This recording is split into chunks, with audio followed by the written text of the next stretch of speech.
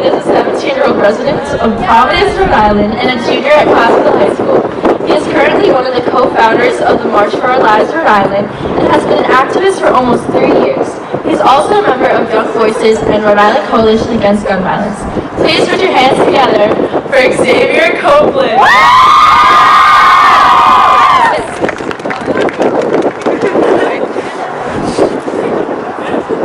My name is Xavier Copeland and I'm a junior at Classical High School and a co-founder of March for Our Lives RI. The United States has an epidemic on its hands and it's lasted for way too long. Gun violence has affected families, communities, cities, towns, and countries as a whole. This isn't a new and shiny issue. We have been dealing with it for years. The breaking point for many was after the numerous amounts of mass shootings and nothing being done. But I can see a change coming. And I know that the leaders of this change are the young faces that I see in the crowd and on the steps today.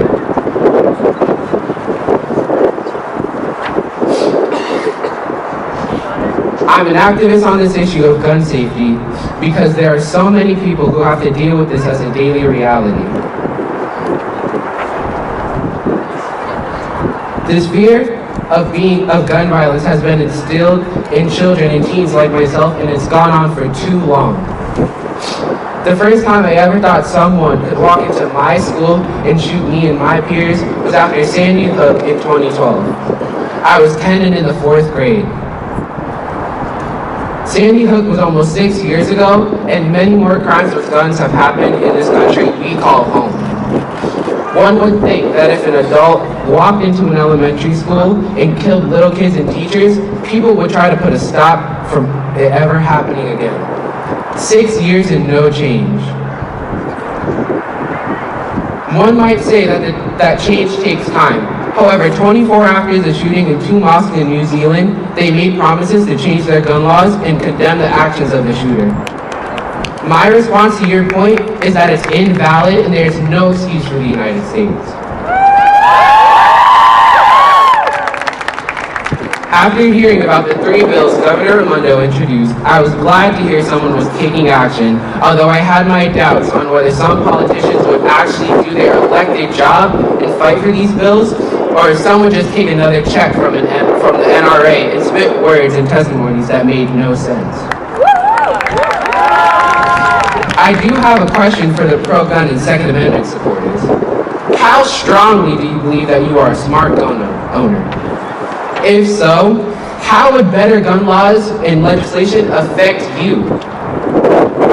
The issue is that the good guys with guns may know the precautions to take while others don't, because there is no concrete and regular trainings for concealed carry permit holders.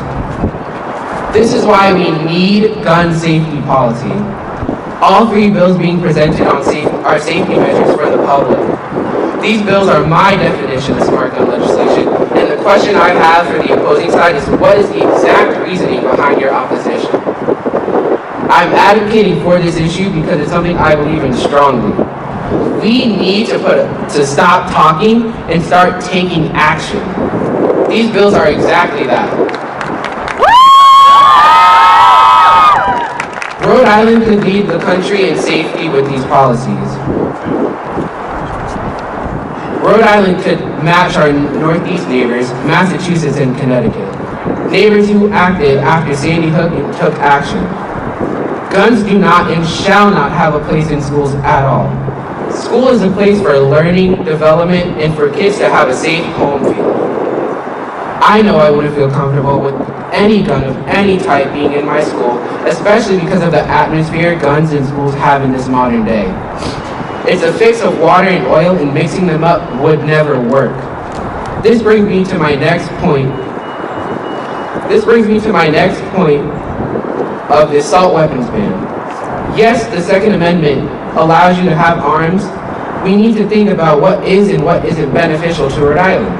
Yes, the hunting scene will be affected, but looking back at all the mass shootings have been caused by assault weapons. Parkland, Florida, February 14, 2018. A shooter killed 17 and wounded 14 at Major Stoneman Douglas High School with an AR-15 assault rifle. Orlando, Florida, June 12, 2016.